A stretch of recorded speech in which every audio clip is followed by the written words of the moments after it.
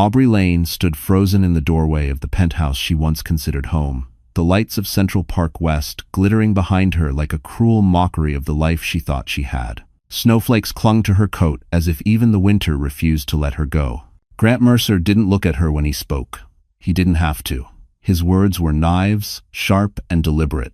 "You have 10 minutes to pack whatever fits in that little bag of yours," he said, swirling a glass of scotch like he was settling a business deal instead of ending a marriage.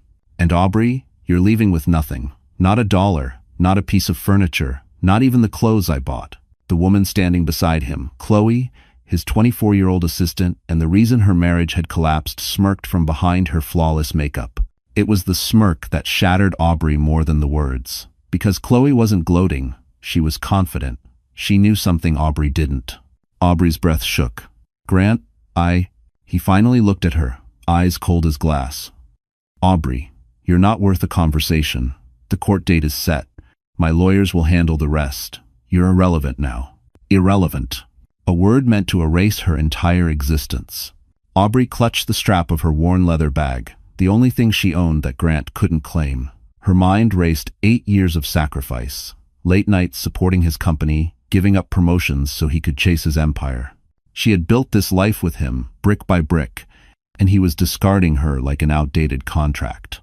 As she stepped out into the hallway, the door slammed behind her with a finality that echoed down the marble corridor. Her world had collapsed in seconds. She didn't know the truth yet. She didn't know Grant had set her up for something far darker than divorce. She didn't know someone powerful had been watching everything. And she definitely didn't know that the man about to walk into her court hearing would change the fate of every person in that penthouse tonight. And when he walked in, Grant's face turned white. And ever was. Aubrey Lane had always believed that if you loved hard enough, worked steadily enough, and stayed loyal through the storms, life would eventually repay you.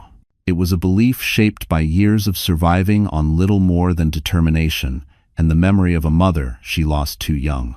She had been raised in a quiet Virginia town where secondhand bookstores and long bus rides were a normal part of growing up.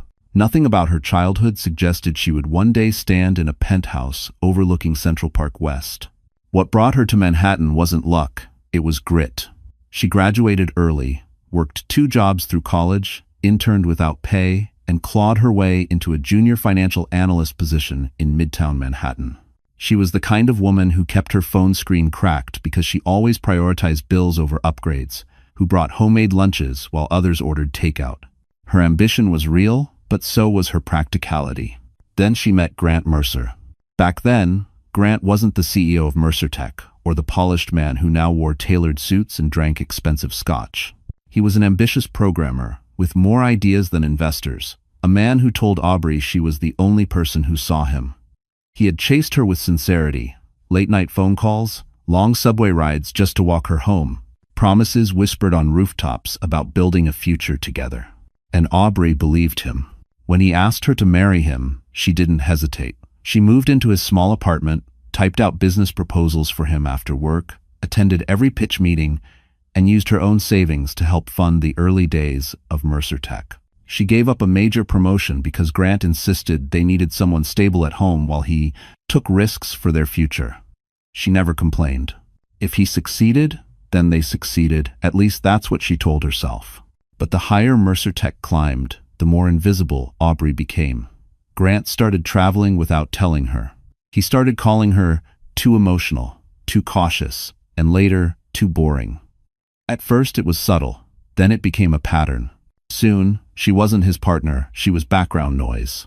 His family didn't help. The Mercers, old money from Connecticut, saw Aubrey as a charity case dressed in department store shoes.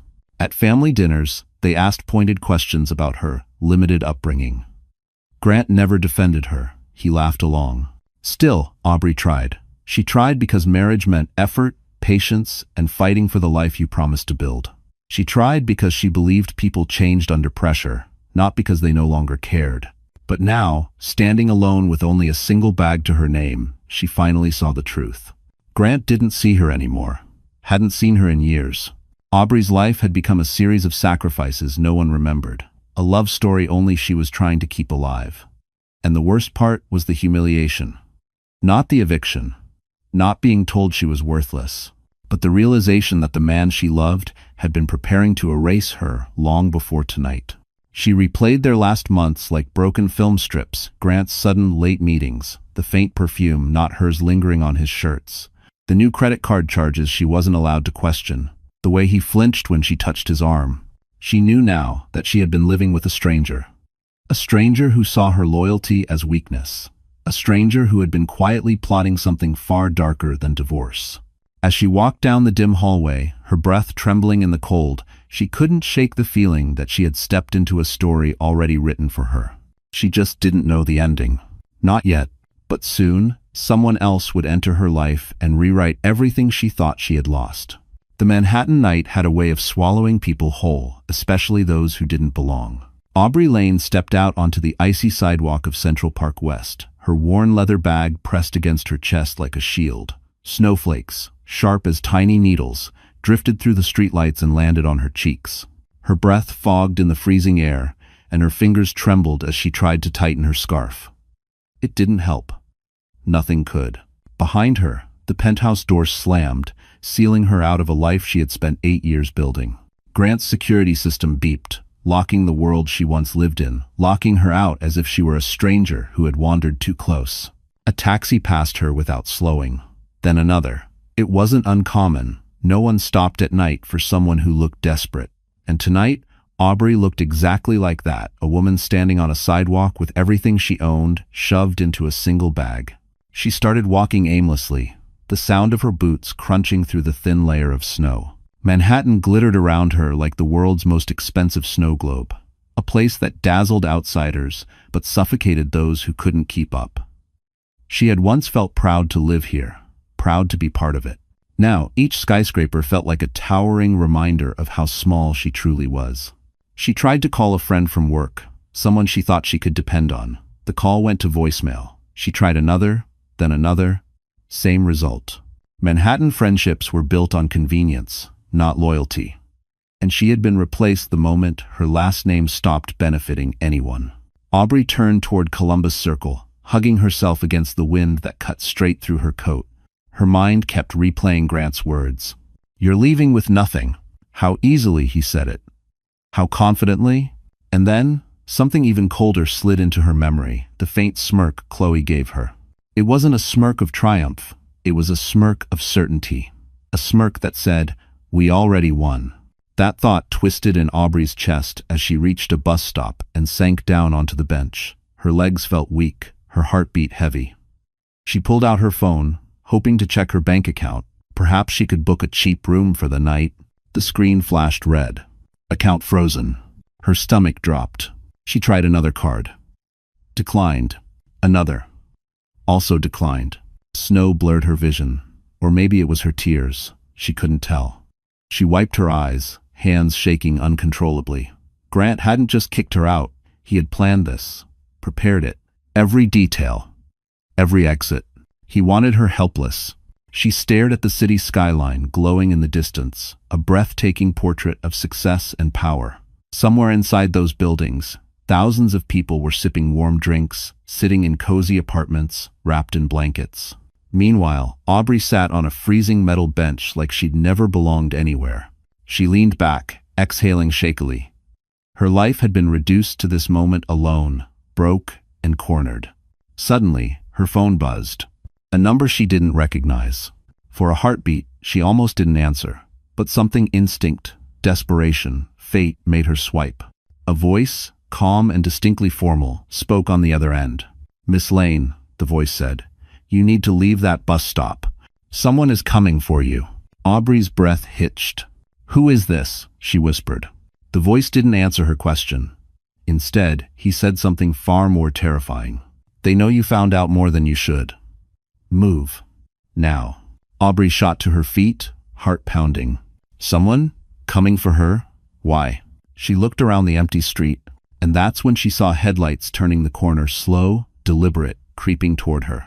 Grant Mercer stepped onto the stage of the Mercer Tech Winter Gala as though he owned not only the company, but the entire city shimmering behind the ballroom's glass walls. The chandeliers dripped light like liquid gold, cameras flashed, and the guests, investors, Board members, socialites, leaned forward with admiration that bordered on worship. Grant thrived in this kind of room. It fed him.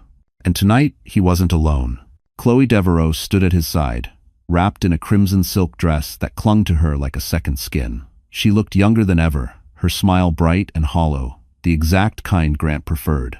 The crowd whispered behind manicured hands, but no one dared judge him. He was the rising star of the tech world, the man with billions in valuation and limitless arrogance. And if he wanted to bring a mistress to a gala hosted in his wife's absence, who would stop him? A server in a white jacket passed with a tray of champagne. Grant snatched a glass, lifted it halfway, then stopped when he noticed a group of senior board members watching him expectantly. He placed his hand on Chloe's back low, possessive. "Smile wider," he muttered through his teeth. She obeyed instantly. The room erupted in applause as he began his speech. "Mercer Tech has entered a new chapter," Grant declared, confidence dripping from every syllable. A chapter defined by innovation, ambition, and the right leadership. He paused, letting the word leadership hover like bait. Behind the applause, Chloe whispered, "They love you. They'll follow every step you make." Grant's smile sharpened. "They will when they see what I do next." Chloe tilted her head. "Something big?" He didn't answer immediately. Instead, he gestured for her to follow him off stage, weaving through groups of investors who reached out to shake his hand. He brushed them aside. He wanted a private moment, a moment to gloat. When they reached a quiet corner near the floor-to-ceiling windows, he finally spoke. "Aubrey's out of the picture," he said, with a cold finality, sipping his champagne. "By the end of next week, she won't exist in any legal or financial capacity. The divorce will bankrupt her." Chloe's lips curled. "And no one suspects?" Grant chuckled. "They think she left, that she couldn't handle my success. Poor little Aubrey, overwhelmed by the big city." He leaned in closer. "The accounts are frozen, her name's tied to the wrong transactions, and when the audit lands, she'll take the fall, not me." Chloe blinked, momentarily startled. "Isn't that risky?" "Not for me," Grant said simply. "She's too soft, too trusting. She'll crumble the moment she's questioned." Take sevens. But Chloe wasn't entirely convinced. Her eyes drifted toward a group of executives whispering among themselves. Something in their posture made her uneasy. "Are you sure the board will back you?" she asked. Grant's jaw tightened. They always do. But she caught the flicker of tension behind his eyes. He lowered his voice. "There's one thing I need before the board signs over the expansion. I need Aubrey's signature on the final asset transfer. Once that's done, everything's secure." "Lessened it." Chloe stiffened. "But she's gone." "She won't be hard to find," Grant said. "Not with the people I've hired. Someone's probably watching her already." Chloe's blood ran cold. She hadn't realized how far Grant had gone, how ruthless he truly was. And then, as if fate wanted to puncture the moment, a senior board member approached. His smile was tight, overly polite. "Grant," the man said, "we need to discuss something. Right now." Grant's eyes narrowed. "What is it?" The board member hesitated. "It's about Aubrey." Grant felt his stomach drop. The next morning, Aubrey Lane sat in the waiting room of Harlow and Finch, one of Manhattan's most well-known law firms, a place she never imagined she would enter as anything other than a financial analyst delivering quarterly reports. The glass walls, the marble floors, the framed degrees from Harvard, Yale, Stanford, they all seemed to close in on her like judgmental eyes. She tightened her grip on her worn leather bag, the only thing grounding her in the moment. Her reflection stared back at her from the glossy elevator doors across the hallway. Swollen eyes, messy hair, a woman who had slept less than 3 hours on a lumpy sofa in a borrowed apartment. She looked like someone who did not belong in a building like this. "Mrs. Mercer?" A crisp voice called out. Aubrey flinched. The title felt like a slap now. The assistant led her into a conference room larger than her first apartment. A long oak table stretched from wall to wall, surrounded by leather chairs that looked more expensive than her entire wardrobe. But what caught her attention wasn't the table. It was Grant. He was already there, fresh suit, perfect hair, calm like he hadn't thrown her out into the cold the night before. Sitting beside him were 2 attorneys in immaculate tailored suits, flipping through thick folders labeled Mercer v. Lane. Her chest tightened. Grant didn't stand when she entered. He didn't greet her. He didn't even look at her. Instead, he kept his eyes on his phone, scrolling mindlessly. The older attorney nodded at her. "Mrs. Lane." "Actually," Grant interrupted, "it's soon to be Miss Lane. Let's not pretend this is something it isn't." Her stomach twisted. The attorney cleared his throat. "As we stated on the phone, this meeting is to finalize the dissolution terms. Mercer Tech is preparing for a major expansion, and swift resolution is in the best interest of all parties." Aubrey barely found her voice. I don't understand why everything is moving so fast." Grant finally looked at her, cold amusement flickering in his eyes. "Aubrey, you're dragging this out. The board needs certainty. I need certainty. Sign the papers and move on." End quote. The attorney slid a stack of documents toward her. "These outline the division of assets. Mr. Mercer retains property, investments, and all business interests. You will receive a one-time financial settlement of . He turned the page. Aubrey leaned in. Her breath caught. $10,000. She felt the blood drain from her face. 10,000? After 8 years? After everything I put into the company? Grant gave a lazy shrug. "You didn't invest. You supported." "There's a difference." "That's not true," she whispered. "I used my savings. And I repaid you," he cut in, "with rent-free living for 8 years. Don't rewrite history." She gripped the edge of the table. "This is absurd. You're freezing my accounts, locking me out of our home, pushing this through like I'm some stranger." Grant's smile was small, calculated. "You are a stranger, Aubrey." Her heart cracked a little at the edges. The younger attorney slid another folder forward. "There is one more matter. Due to suspicious financial activity linked to accounts under your name, the firm advises you not to contest this settlement. A deeper investigation may complicate things." Aubrey stared at him. "What financial activity?" The attorneys didn't answer. Grant didn't look concerned. He looked confident, like he knew exactly what they were talking about, like he had planned it. Aubrey's hands trembled. "I didn't do anything. I never touched those accounts. Thank you for watching." Grant folded his hands neatly on the table. "Then sign, and the investigation won't escalate." Her pulse hummed in her ears. It wasn't a divorce. It was entrapment. She looked down at the pen they pushed toward her. A Mont Blanc, Grant's favorite brand. The symbolism wasn't lost on her. She wasn't supposed to sign her freedom. She was supposed to sign her own destruction. Aubrey swallowed hard, tears threatening. Then the door suddenly opened. A man stepped inside. Not someone she recognized, but someone who looked like he knew exactly who she was. And who Grant was. Aubrey Lane didn't remember how she made it back to the tiny sublet apartment on the Upper West Side. She didn't remember walking out of the law firm or the way the attorneys stared at her like a criminal who hadn't yet realized her own guilt.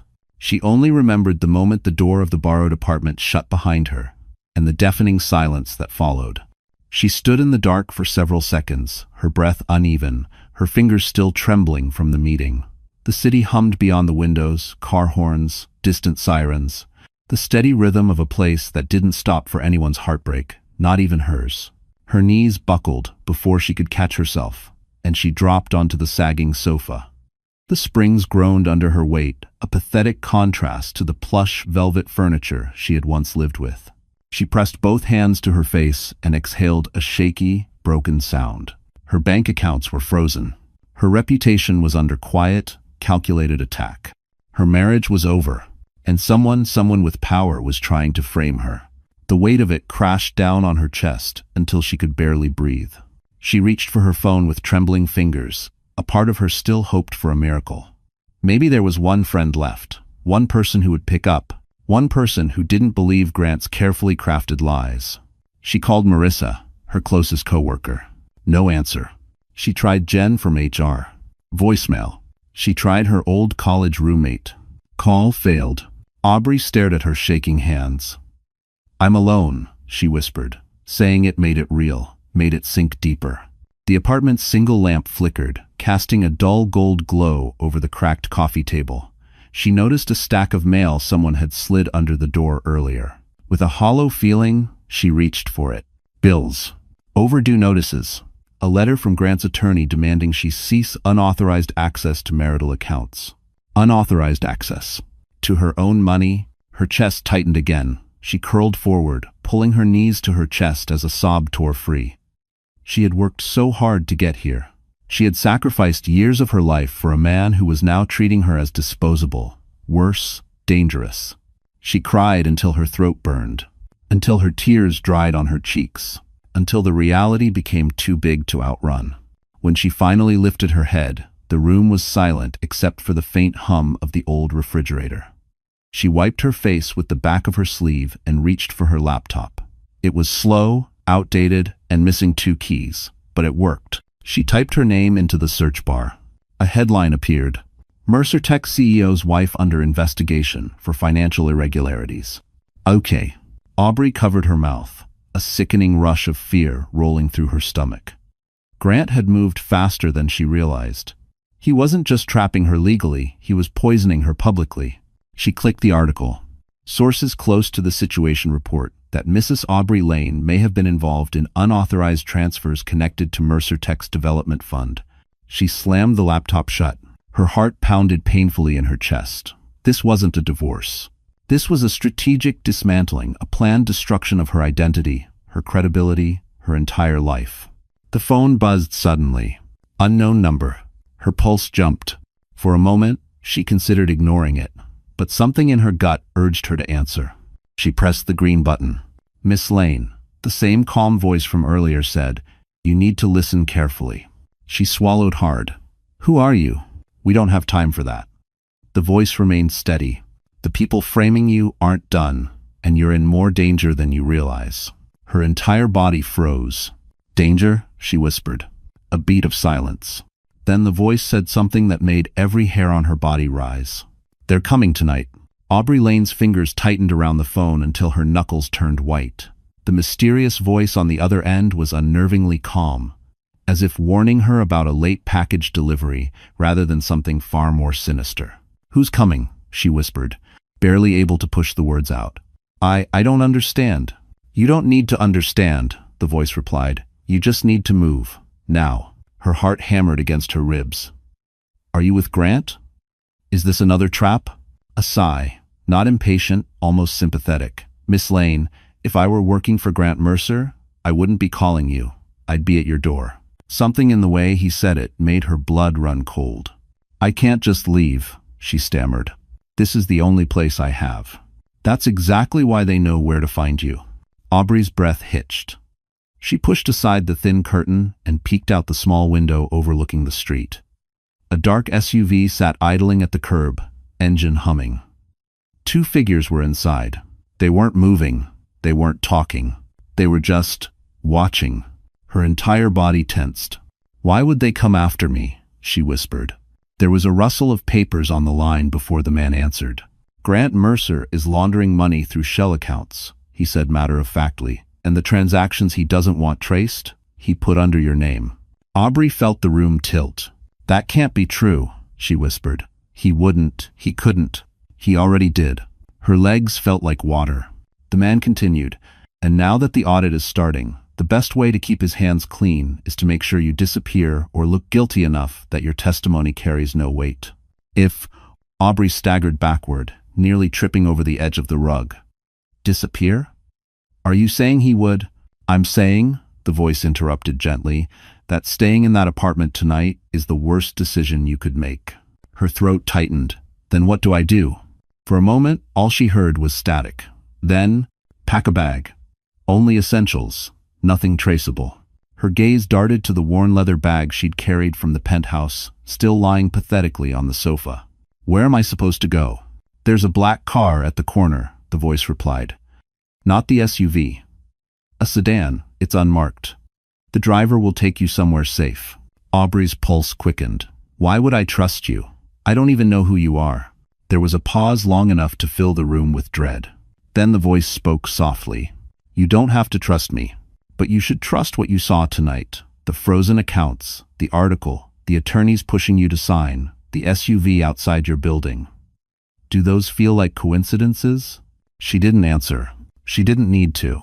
Because deep down, beneath the shock, beneath the heartbreak, Aubrey knew the truth. Grant had planned everything. He was going to let her take the fall. And if she disappeared, no one would ask questions. The voice added quietly, "I'm helping you because someone asked me to. Someone who has more stake in your survival than you realize." Aubrey froze. Who? You'll know soon. The voice softened slightly. But only if you leave. Right now. A sharp knock jolted through the apartment door. Aubrey's breath caught. Another knock. Harder. Miss Lane, the voice said urgently, you have 60 seconds. Go. She dropped the phone, grabbed her bag, and ran toward the back exit. Behind her, the knocking became pounding. Someone was trying to break in. Aubrey yanked open the door to the alleyway, cold wind slashing across her face as she slipped into the darkness, just as a voice shouted from inside her apartment. She's gone. The alleyway behind the apartment building was narrow and slick with melting snow, the kind of place most New Yorkers hurried past without looking. Aubrey Lane sprinted through it, her lungs burning, her breath visible in sharp bursts. Behind her, voices echoed shouts, footsteps, the unmistakable sound of someone kicking down a fragile door. She didn't look back. She couldn't. At the end of the alley, a black sedan idled with its headlights off. The engine gave a low rumble, like it was holding its breath with her. Aubrey hesitated only a second before yanking open the back door and stumbling inside. The driver, a clean-cut man with sharp eyes and a jaw that could have been carved from stone, didn't turn around. He simply shifted the car into gear. "Seatbelt," he said. His tone wasn't rude. It was efficient, controlled like someone who made a living navigating chaos. Aubrey clicked the belt into place with trembling fingers. "They were breaking in," she panted. "I heard them." "I know," the driver replied. "They were meant to find you." Her heart dropped. "Why?" "To scare you. To corner you." He turned the car onto a wider street, blending seamlessly with traffic. "To make sure when the investigation hits the media, you look unstable." Panicked. Guilty. Aubrey stared at the back of his head. "You're talking like you've seen this before." "I have." His eyes flicked to her through the rearview mirror. "With people like Grant Mercer, this is strategy, nothing personal." "Nothing personal." She almost laughed. Everything about it felt personal. They drove through several blocks in silence until the car turned into the private drive of a sleek building overlooking the East River. The awning read, "The Denning Tower, Private Residences." The kind of place where people with secrets went to disappear. A doorman opened the side entrance for them without a word. Clearly, this was arranged. Inside, the building was silent except for the soft hum of hidden air vents and the faint click of Aubrey's boots across polished stone. The elevator ride felt endless. Her nerves stretched thin. When the doors opened, the driver guided her into a penthouse with glass walls overlooking the city. It wasn't flashy, but elegant muted grays, clean lines, and warmth she hadn't felt in months. A coat was draped across the sofa, and a single file folder sat on the marble coffee table. Footsteps approached from the hallway. A man emerged. He was older, late 60s, maybe early 70s, with silver hair and eyes that held an unsettling mixture of authority and empathy. His suit was understated but expensive, his posture impossibly straight. He looked at her not with pity, but recognition.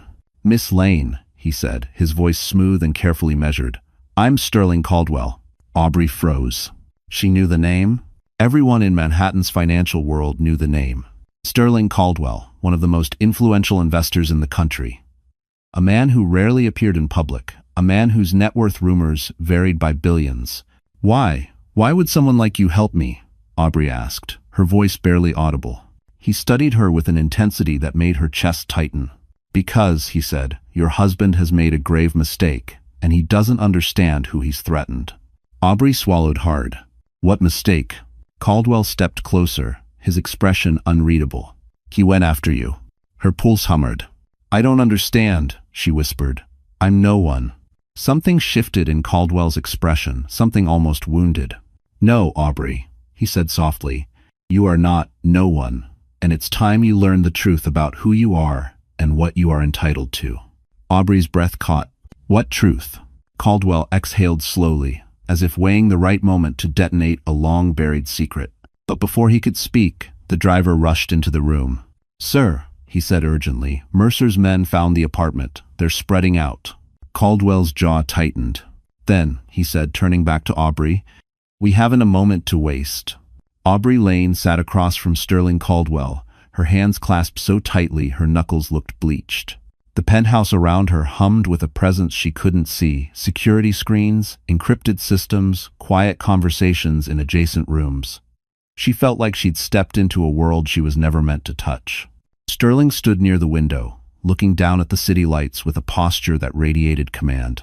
"Aubrey," he began calmly, "what your husband has done is not impulsive. It is calculated, methodical, and extremely dangerous." Aubrey swallowed. "I know he framed me. But why? Why go so far?" Sterling turned to her, his eyes sharp. "Because Grant Mercer is drowning, financially, legally, and men like him don't go down alone." Before Aubrey could respond, the driver, whose name she learned was Rylan, entered the room with a laptop tucked under his arm and a thick binder in the other. "Sir, we pulled everything," Rylan said. "Emails, wire transfers, the shell companies, all of it." He set the binder in front of Aubrey. Her chest tightened at the sight of her own name stamped across the cover. Sterling Caldwell. Investigative report. Primary target of frame operation, Aubrey Lane Mercer. Aubrey hesitated before opening it. Her fingers trembled as she turned the first page, and her stomach dropped. There were documents she had never seen, authorizations supposedly signed by her, approving hundreds of thousands of dollars being funneled into a development fund. Her signature was perfect. Too perfect. "Forgeries," she whispered. "Professional ones," Sterling replied. "Grant didn't hire amateurs." Aubrey flipped to another section. It was worse. Emails she never sent. Transaction logs she never initiated. Passwords she didn't recognize. A digital footprint engineered with careful malice. "He's been planning this for months," she said softly. "Maybe longer." Sterling nodded. "The pattern suggests a 3-year strategy." Aubrey's head snapped up. 3 years? Rylan added. "Right around the time Mercer Tech started expanding, right when the money started moving." A cold realization seeped into Aubrey's bones. "He married me before the company took off." Sterling finished her thought. "Because he needed a shield, someone with a clean record, someone loyal, someone who wouldn't question sudden business trips or password changes." Aubrey's eyes burned with humiliation. "I was convenient. You were essential," Sterling corrected. "He built an empire on your stability." Aubrey closed the binder and leaned back, breath shaky. "If all this is true, then why help me? Why get involved?" Sterling's expression softened just slightly. "Because Grant Mercer has crossed lines he should never have crossed." And because Rylan burst back into the room before Sterling could finish. "Sir, we found something else." He placed a USB drive on the table. "It's the server log Mercer Tech tried to wipe last week. Someone leaked it to us anonymously." Sterling's brows lifted. "What does it contain?" Rylan took a breath. "A video." Aubrey froze. "Of what?" Rylan tapped the keyboard. A window opened. Grant's voice filled the room. "Just make sure it all lands under Aubrey's name. When the audit hits, she'll crumble. No one will question it. She's too soft for a courtroom." Aubrey felt like the floor shifted under her. The video showed Grant in his office, relaxed, confident, discussing the frame job with a financial officer she vaguely recognized. "Destroy everything," Grant ordered in the recording. "If she tries to fight back, we'll bury her." Aubrey covered her mouth, tears stinging her eyes. Sterling stepped behind her, resting a steady hand on her shoulder. "Now you see," he said quietly, "why you cannot go back, why you must fight, and why you are no longer alone. Everyone." Aubrey wiped her eyes, fire beginning to replace fear. "What happens now?" Sterling's voice dropped to steel. "Now, Aubrey, we build the case that will destroy Grant Mercer." Aubrey Lane barely recognized herself in the mirror. The woman staring back at her wasn't the exhausted, broken wife who had been kicked out of a penthouse and cornered into signing away her life. This woman stood taller, her eyes still rimmed with fatigue, held something sharper now. Fire, defiance. A promise she didn't yet know how to keep, but one she felt deep in her bones. The transformation hadn't happened overnight. It began slowly, almost reluctantly, the way a wounded animal begins to stand again. The first morning, at Sterling Caldwell's private residence, Aubrey had woken up in a guest suite that overlooked the river. Sunlight spilled across crisp white sheets. For a moment, she forgot the chaos her life had become. Then the memories returned, hitting her chest like a tidal wave. Grant, the forged documents, the men breaking down her door, Her ruined reputation. The fear twisted her stomach, but something else pushed through it. A strange, quiet voice inside her. Enough. Sterling had arranged for someone to help her prepare for what was coming. A woman named Bianca Ward, a former corporate strategist turned crisis management expert. Sharp eyes, sharper instincts. Bianca didn't waste time with sympathy. "You want to win?" she said, tossing a sleek black folder onto the vanity. "Then, you need to stop looking like the version of yourself Grant broke." Aubrey blinked. "I don't care what I look like." "That's exactly the problem," Bianca replied. "Grant built a story. We're going to destroy it. And you can't do that dressed like you're apologizing for existing." The makeover wasn't about beauty. It was about reclaiming power. Her hair, once left in a loose, tired knot, was styled into soft waves that framed her face with deliberate confidence. Her posture, something Bianca corrected repeatedly, shifted from defensive to grounded. Clothing was chosen strategically. Tailored, professional, elegant without screaming wealth. "You need to walk into that courtroom the way he walks into every boardroom," Bianca said, "with a presence that makes people question everything they thought they knew."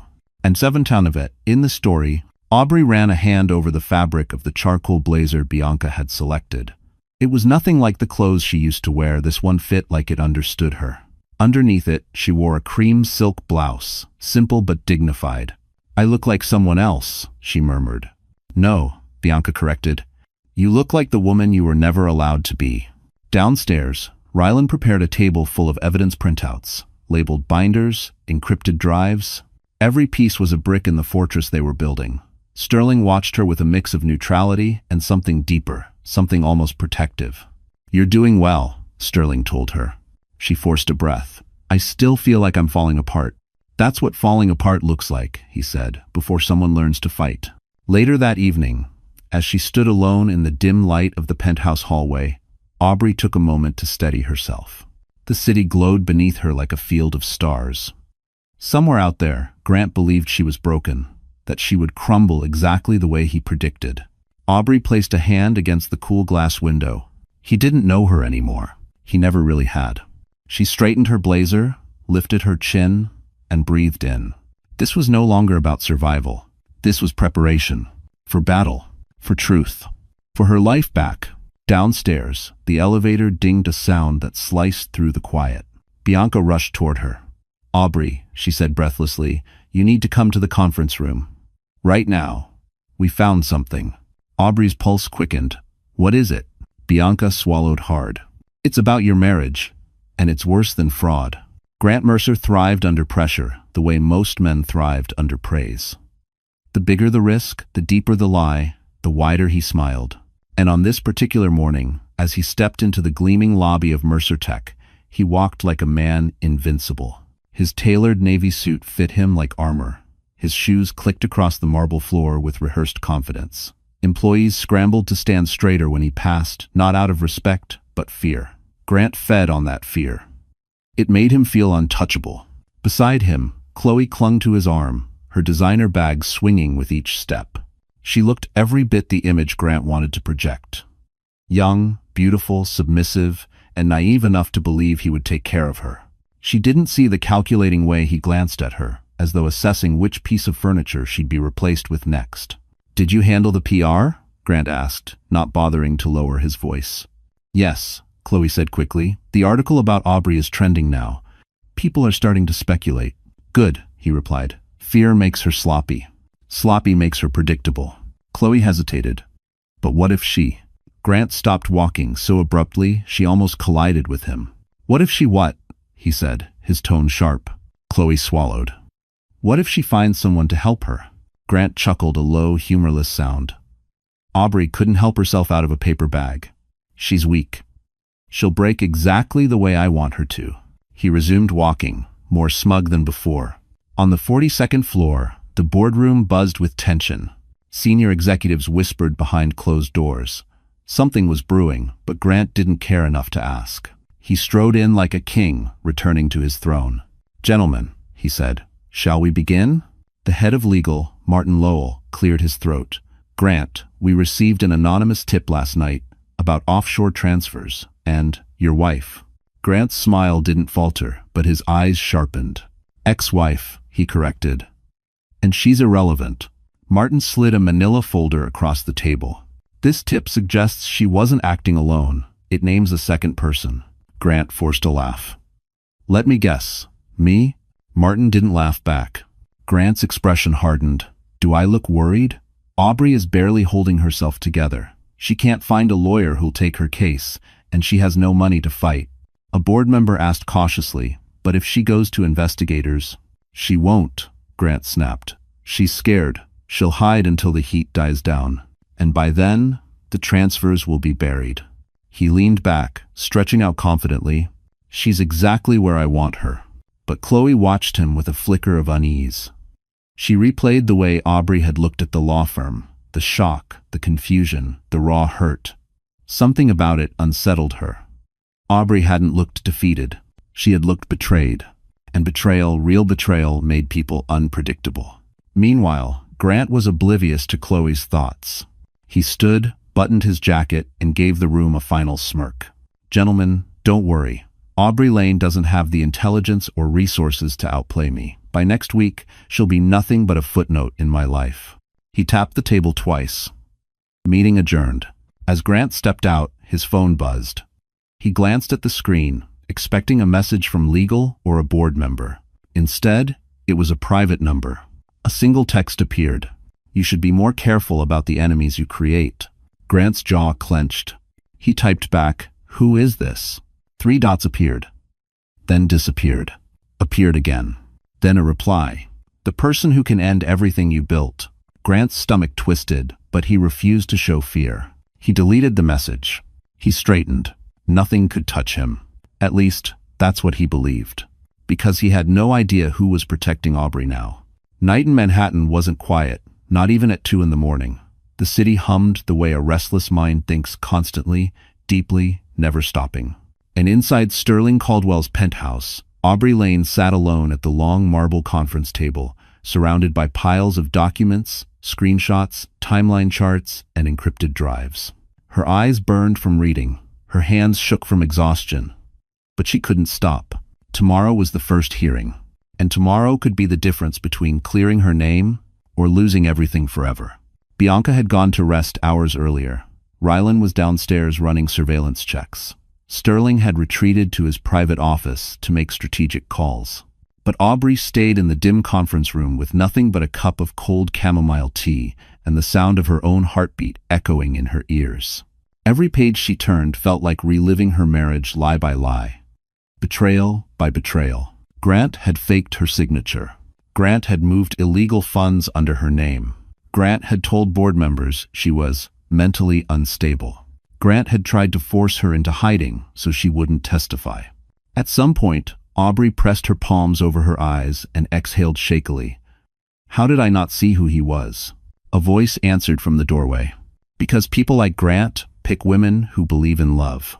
Sterling stepped inside, carrying 2 cups of fresh tea. He placed one in front of her and sat across the table. You're still awake, he said. So are you, Aubrey replied. He smiled faintly. Touché. For a moment, they sat in silence. The room held a warmth unusual for a building made of glass and stone. A strange comfort settled between them, one Aubrey didn't entirely understand. Sterling leaned forward. Tell me the part that hurts the most. Aubrey swallowed. That I gave up pieces of myself for him, and he used every one of them against me. Sterling nodded gently. That's why tomorrow matters. It's not just legal, it's symbolic. Aubrey stared at the evidence spread across the table. What if I lose? What if the judge believes him? Sterling's expression hardened with something sharp anger, not at her, but for her. I have seen men like Grant crumble under the weight of their own arrogance, he said, and tomorrow he will face consequences he never imagined. Because for the first time, Sterling paused, letting his words settle. He won't be the most powerful man in the room. Aubrey felt something warm bloom in her chest, a strange, unfamiliar feeling. Hope. She looked back at the timeline chart. It traced each fraudulent transaction Grant had orchestrated. There was so much evidence, enough to sink a corporation, enough to bring in federal investigators. But something still bothered her. There's a gap, she whispered. Sterling raised a brow. Where? She pointed to a 3-month window from 2 years earlier. Grant started moving money before the company expansion, before the new investors, before the IPO talks. But why then? What was happening during that time? Rylan appeared suddenly in the doorway, slightly out of breath. "Aubrey," he said, "you need to see this." He placed a printed email thread in her hands. The sender's name made her stomach twist. Chloe Devra. The email was addressed to Grant, and the subject line read, "Regarding the first transfer, she still has no idea." Aubrey's breath caught. Rylan whispered, "Grant didn't start framing you during the expansion. He started before your 5th wedding anniversary, 2 years before your marriage fell apart." Aubrey stared at the page as the truth sank in like ice. Grant hadn't framed her because he was desperate. He had framed her because he planned to replace her. Long before the first affair. Long before the first lie. Long before Chloe stepped into the picture. Sterling placed a steady hand on her arm. "Aubrey," he said quietly, "tomorrow isn't just about winning." She looked up, her eyes shining with something fierce. "It's about exposing the man he always was." And for the first time, Aubrey didn't feel afraid. She felt ready. The courthouse on Center Street loomed over the sidewalk like a stone giant, unmoving, cold, indifferent. Reporters swarmed the steps, microphones raised, cameras flashing as though waiting for a star to arrive. But today, the spectacle wasn't for Hollywood. It was for Aubrey Lane Mercer, the woman the media already decided was guilty. "Aubrey, did you forge the transfers? Are you hiding from investigators? Why did your husband file for emergency protection orders?" Every shout was a blow. Bianca stepped in front of her like a shield, guiding her through the chaos. "Don't answer," she murmured. "Just walk, shoulders up." Aubrey lifted her chin, though her legs wobbled. She had traded her fear for resolve, but the attention still rattled her. It felt like thousands of eyes were tearing through her skin, searching for a crack in her armor. Inside, the courtroom buzzed with tension. Grant was already seated at the plaintiff's table, looking annoyingly composed. His navy suit, his polished cufflinks, his smug half-smile, he looked like a man convinced of his victory. Chloe sat behind him, wearing an expression far too confident for someone wrapped in criminal conspiracy. Aubrey's stomach twisted, but she kept her gaze forward. Sterling wasn't in the room yet, and a flicker of panic surged through her. Rylan seemed to sense it. "He'll be here," he whispered. "He's handling something." End quote. Bianca guided Aubrey to her seat at the defense table, opening a binder filled with evidence tabs. Grant's attorney, a silver-haired man named Joel Reddington, known for shredding reputations more efficiently than paper, stood and cleared his throat. "Your Honor, the plaintiff requests that today's hearing focus on the financial misconduct allegedly committed by Mrs. Mercer. We believe she poses a flight risk and should be restricted from leaving the state." And 17, to the taster. A wave of whispers spread through the courtroom. Grant's lips twitched upward. Reddington continued, "We have ample documentation showing unauthorized transfers executed under Mrs. Mercer's credentials." Aubrey clenched her jaw. Bianca rose, composed. "Your Honor, the defense will contest every piece of so-called evidence. We request the opportunity to present our counter-investigation." Judge Halvorson adjusted his glasses. "Where is your lead counsel?" Before Bianca could answer, the courtroom doors opened. A hush fell. Sterling Caldwell entered not with drama, but with a presence that silenced every whisper in the room. Men of his stature didn't usually step into courtrooms. They owned the buildings, not the benches. Sterling moved with quiet authority, stepping beside Aubrey like this had been his seat all along. Grant's smug expression flickered. "Just a second. Just enough." "Your Honor," Sterling said smoothly, "I am representing Mrs. Lane." The judge blinked. "Mr. Caldwell, you're personally taking this case?" "I am," he replied, "and I believe you will find the evidence submitted by the plaintiff not only fabricated, but criminal." Gasps echoed through the room. Grant shifted in his seat. Sterling placed a folder on the table. "Before we address anything further, the defense requests a full audit of Mercer Tech's development fund, including all offshore accounts." Reddington scoffed. "This is absurd." "You can't. I already obtained the warrants." Sterling handed documents to the bailiff. "Signed this morning."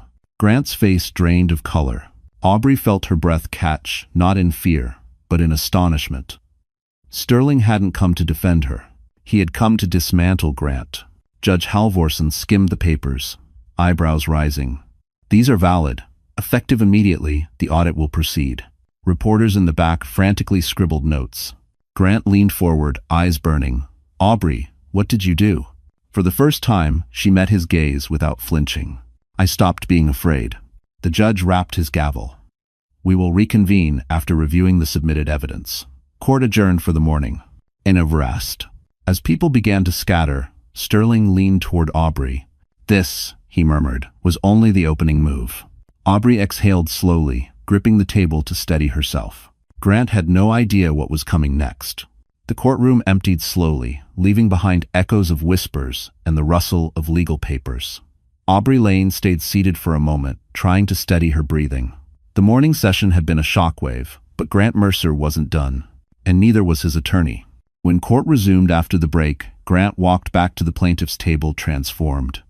The flicker of fear Sterling had caused earlier was gone, replaced by something colder: determination, rage, and a calculated plan to destroy her before she could even stand up. He leaned toward his attorney, whispering something with a tight jaw. Reddington nodded once, his lips curling into the kind of smile that made Aubrey's stomach twist. Judge Halvorson returned to his seat. Let's proceed. We're expended? Reddington rose immediately. Your Honor, before the defense attempts to deflect with baseless accusations, the plaintiff would like to present new evidence. Sterling didn't move. We'd like to review the materials. No need. Reddington cut in. This concerns Mrs. Lane's mental stability. A cold sweat broke across Aubrey's skin. Mental stability. Grant had used that phrase before. Reddington pulled out a thick file.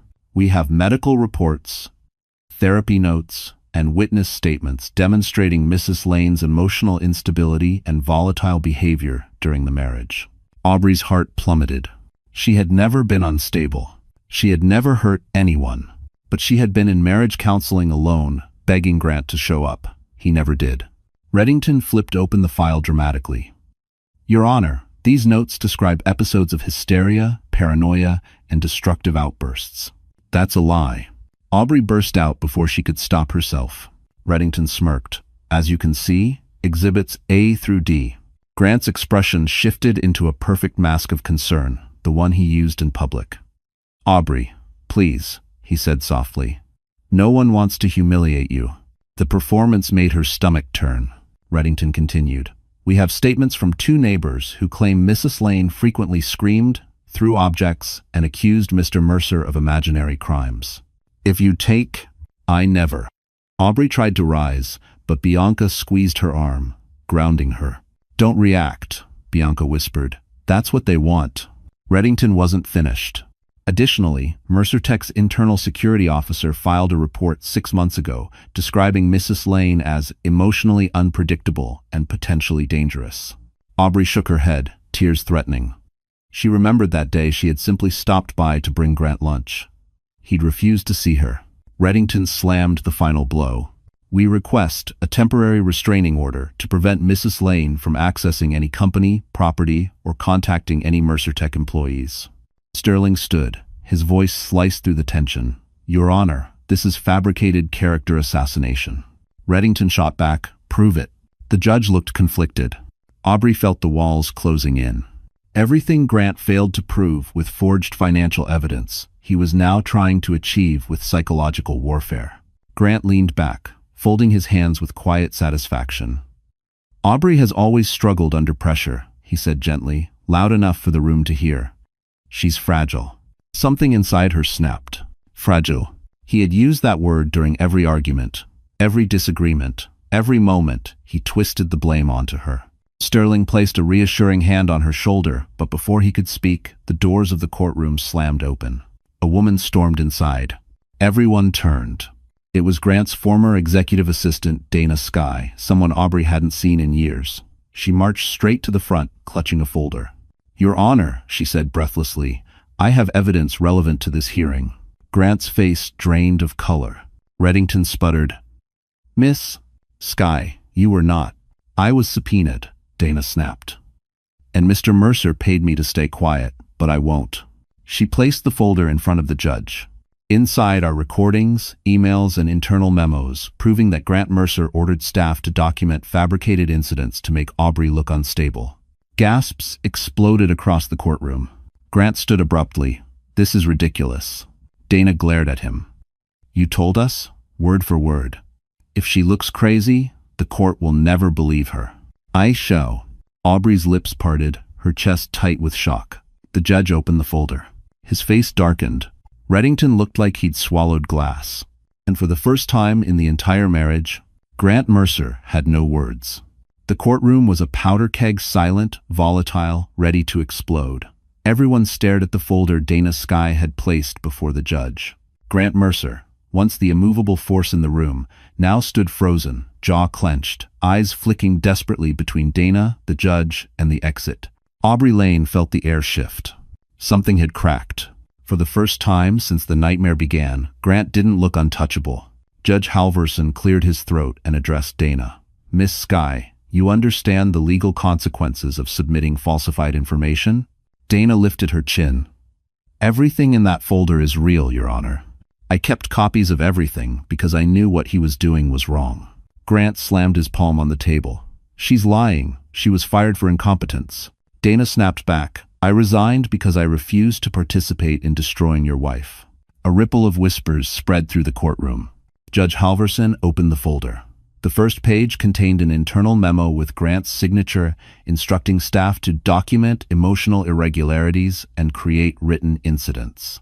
Another page was a transcript of a recorded meeting where Grant was heard saying, "The more unstable she looks, the faster this goes through. Make it stick." Aubrey felt her throat close.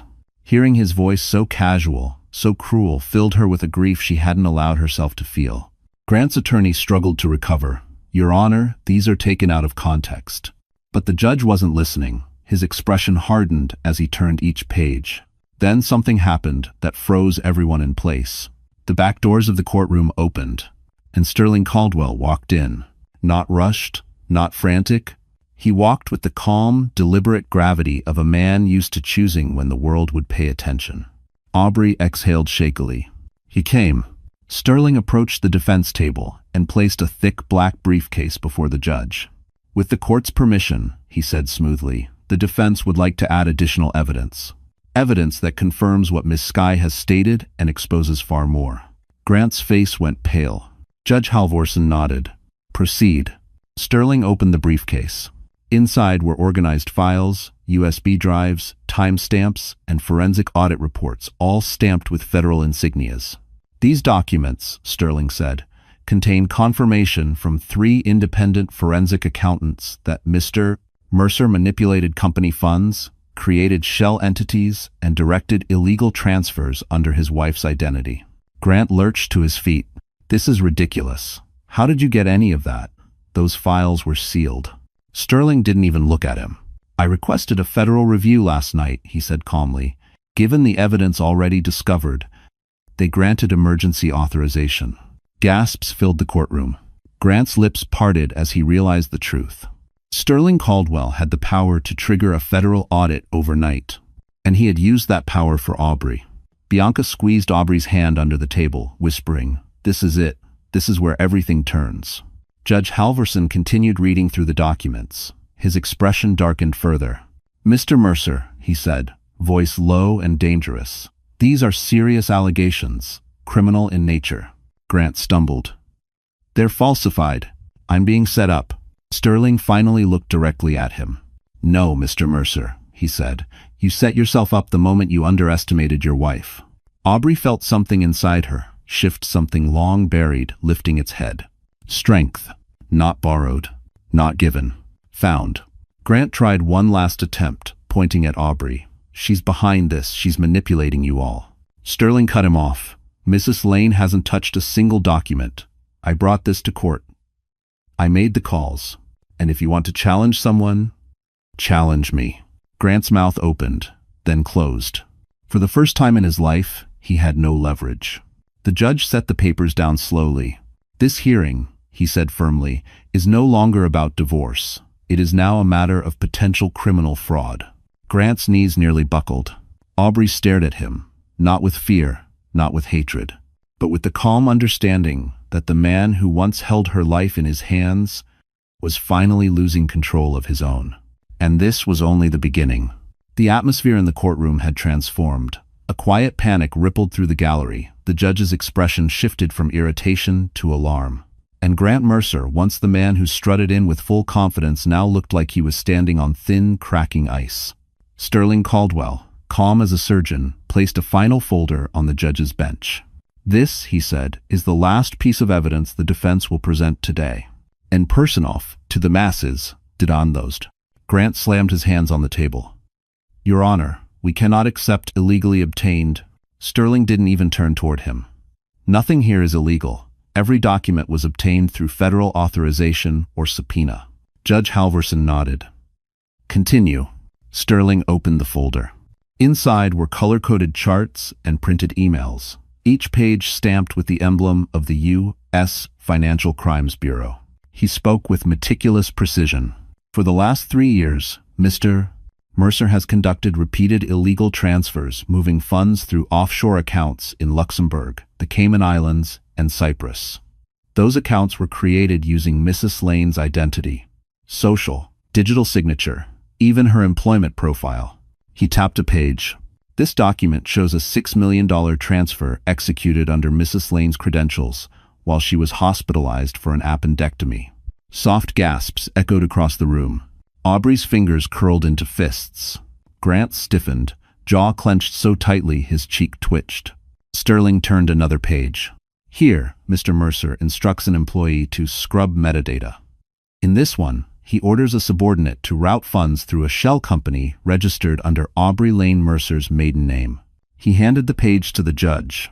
"And this is the forensic audio recording." The judge gestured. "Play it." A USB drive was inserted into a speaker. The courtroom fell silent. Grant's voice crackled through. "If this blows up, she takes the fall. That's what she's there for. No one will question it. She's too scared to push back." Aubrey closed her eyes, pain slicing through her chest. Another voice responded in the recording. "And if she talks?"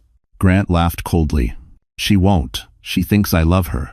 A sharp inhale echoed through the room. Aubrey's. Her heart felt like it cracked clean in two. She had stayed up nights worrying about him, defended him, believed him. And he had been planning her destruction while she made him dinner. Judge Halvorson leaned back, face pale. "Mr. Mercer, do you deny this?" Grant's voice faltered. "Those recordings, they're edited. Deep fakes. This is an attack on my character." Sterling spoke sharply. "The recordings are certified authentic by the Bureau's Digital Forensics Division." He placed another document on the judge's desk. "And this," Sterling added, "is the investigator's certification." "I do, my." Reddington, Grant's attorney, shot to his feet. "Your Honor, even if these materials were legitimate," the judge cut him off. "Sit down, Mr. Reddington." A hush fell. Grant tried one last time, voice strained. "Aubrey, listen to me." Aubrey turned her head slowly, meeting his eyes. Her voice was low, even, steady. "No more lies." Grant swallowed hard. For the first time since she'd known him, he looked cornered. Not angry, not arrogant. Cornered. Sterling stepped forward. "Your Honor, in light of the overwhelming evidence, the defense requests an immediate protective order for Mrs. Lane, the dismissal of all accusations filed by Mr. Mercer, and a recommendation for criminal investigation into his financial misconduct." Judge Halvorson didn't hesitate. "Granted on all counts." Aubrey exhaled, a shaky breath leaving her chest like years of pain finally breaking loose. Grant's face twisted, desperation replacing confidence. "You can't do this. You don't understand who I am." Sterling's reply was calm. "Deadly. We understand exactly who you are." Two federal agents entered the courtroom, then quiet, efficient, purposeful. When they approached Grant, he backed away. No, this isn't happening." He looked at Aubrey with eyes full of betrayal, as if she had wronged him, as if she had destroyed his life. But Aubrey didn't look away this time. She didn't tremble. She didn't shrink. She didn't apologize. She simply watched as the man who tried to ruin her was finally collapsing under the weight of his own crimes. And the storm had just begun. The moment the federal agents placed their hands on Grant Mercer's arms, the courtroom erupted into chaos. Reporters fumbled with cameras, attorneys shouted objections, and the gallery gasped like they were witnessing the fall of a celebrity. But through the noise, Aubrey Lane sat frozen, watching the man she once promised forever to come undone in a matter of seconds. Grant jerked away from the agents. "Don't touch me. I built this company. I built everything." His voice cracked with the desperation of a man finally seeing the edges of his empire crumble. Reddington, his attorney, tried to intervene. "Agents, there must be a misunderstanding. My client has not been inspected formally." One of the agents raised a hand. "Mr. Mercer is being taken into custody for questioning related to financial misconduct, fraud, and identity falsification. A federal warrant has been issued." Grant paled. "A federal? No, this is Caldwell. He arranged this." Sterling Caldwell remained seated, hands folded calmly. He didn't flinch at the accusation. He didn't even blink. His presence alone was enough to silence half the room. Grant lunged toward him. "You think you can destroy me? You think you can take everything I've worked for?" Another agent restrained him. "Sir, don't make this worse." Grant thrashed once more before finally stilling, chest heaving. His eyes found Aubrey wild, furious, betrayed. "You did this to me." Aubrey held his gaze. "You did this to yourself." Grant looked like he'd been slapped. For a moment, something almost human flickered in his expression. Shock, disbelief, the realization that she wasn't the woman he could manipulate anymore. Then that flicker hardened into hatred. "You'll regret this," he hissed. "You think he's helping you? Caldwell doesn't care about you." Ryland stepped forward. "Watch your mouth," Grant sneered. "Oh, I know exactly what's happening. A billionaire takes pity on the sad, pathetic ex-wife, and suddenly she has power she never earned?" Aubrey rose slowly. She didn't raise her voice. She didn't cry. She didn't tremble. "I earned my freedom," she said quietly, "and you earned every consequence." Grant opened his mouth, but nothing came out. He had lost his script, his control, his narrative.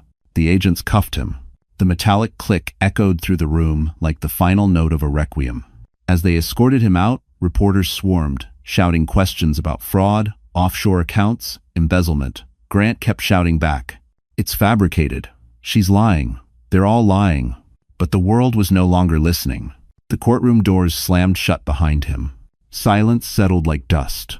Aubrey's knees nearly buckled, but Bianca caught her arm. "It's okay. Breathe." "You did it." Aubrey nodded, tears stinging her eyes, not of sadness, but of release. Years of silent suffering finally had a voice. Years of manipulation finally had an end. Judge Halvorson cleared his throat. "The court will recess until further notice as federal authorities conduct their investigation. Mrs. Lane is free to leave. And Mrs. Skye." He paused. "Your testimony today was invaluable." Dana nodded humbly, glancing at Aubrey with an apologetic expression. Aubrey offered her a faint, grateful smile. As the courtroom emptied, Sterling approached Aubrey. For the first time, his eyes softened, fully open, honest. "You stood your ground," he said. "I knew you would." She exhaled shakily. "I didn't know I could." "That's because you never had the chance to." Aubrey looked up at him.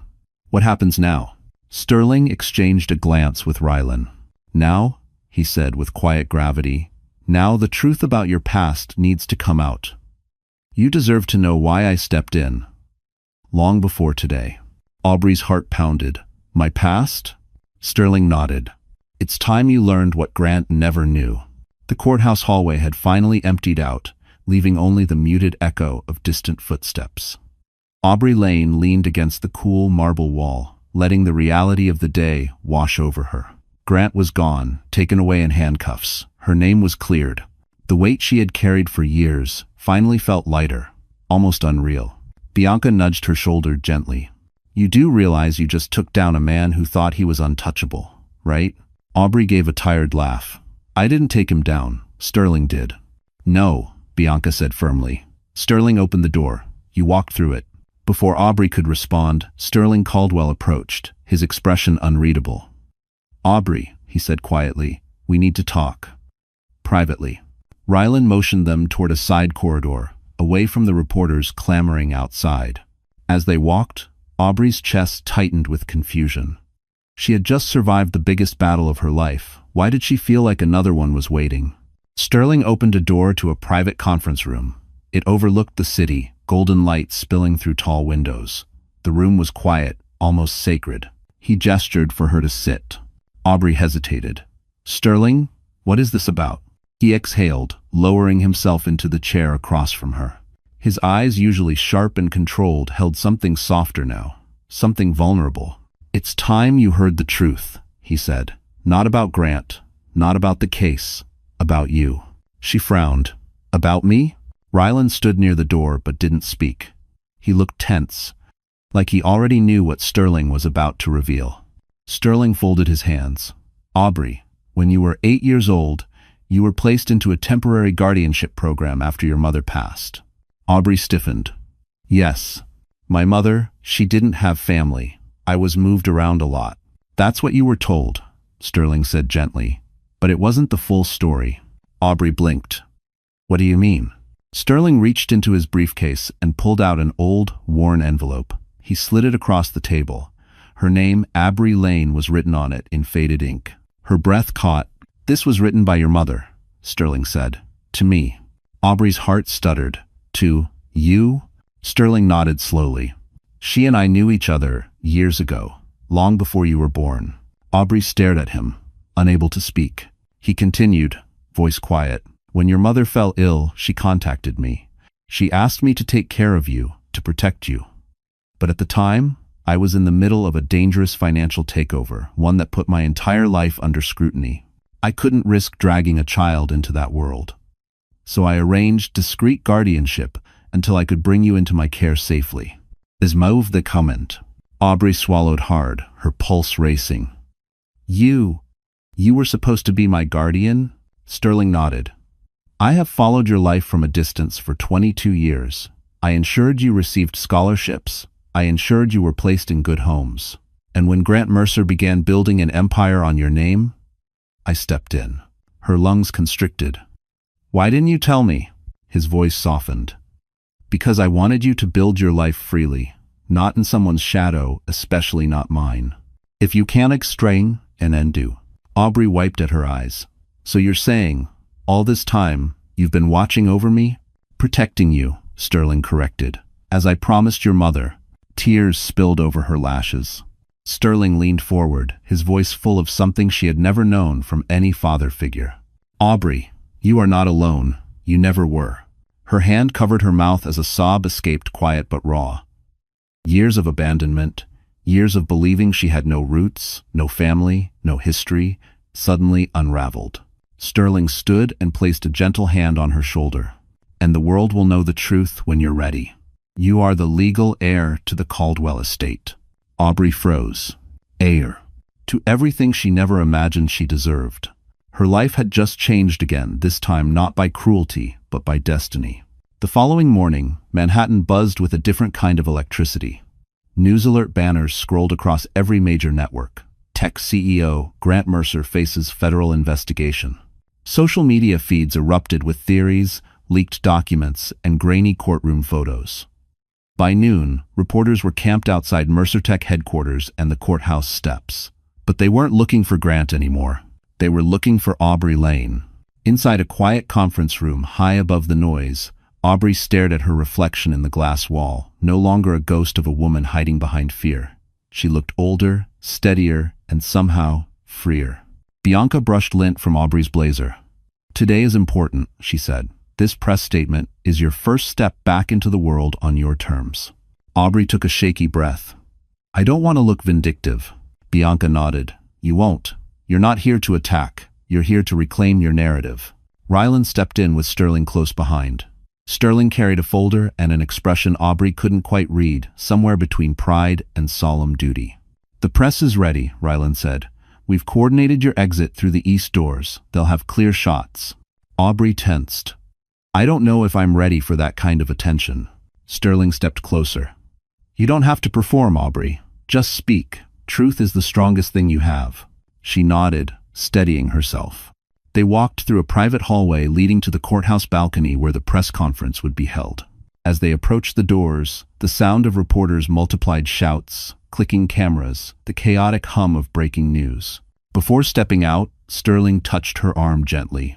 "One more thing," he said. Aubrey looked up. "What is it?" Sterling handed her a small, black envelope. Your mother left something else for you, something she wanted you to have when you were strong enough. Aubrey froze. Her fingers trembled as she held the envelope, but she didn't open it. Not yet. Later, she whispered. Sterling nodded, understanding. Bianca pushed the doors open. Flashbulbs erupted like fireworks. Aubrey stepped into the blinding light, shoulders squared, chin lifted. Reporters surged forward, microphones aimed like weapons. Mrs. Lane, did you know about the fraud? How do you feel about your husband's arrest? Do you plan to press charges? Do you plan to press charges? Is it true Sterling Caldwell is now representing you? Aubrey raised a hand, and the crowd fell surprisingly silent. Her voice carried across the courtyard, steady, clear. I want to say this plainly. I did not commit any of the crimes attributed to me. My husband acted alone, and I will cooperate fully with the federal investigation. Cameras clicked rapidly. She continued, For years, I believed supporting my husband meant sacrificing myself. I was wrong. And I hope every woman watching this knows your worth is not defined by someone else's success. Reporters murmured, impressed. But one question cut through the noise. Mrs. Lane, now that your name is cleared, what comes next for you? Aubrey hesitated, not because she didn't know the answer, but because for the first time since she could remember, the answer was hers to choose. I'm rebuilding my life, she said softly, piece by piece, and I won't be doing it alone. Her eyes flicked briefly towards Sterling, who stood behind her like a quiet pillar. The cameras didn't miss it. The crowd erupted again, but Aubrey stepped back, letting security guide her inside. When the doors closed behind her, the silence returned. Bianca exhaled. You were perfect. Rylan grinned. They didn't see that coming. Sterling approached her slowly. Aubrey. She turned. I'm proud of you, he said simply.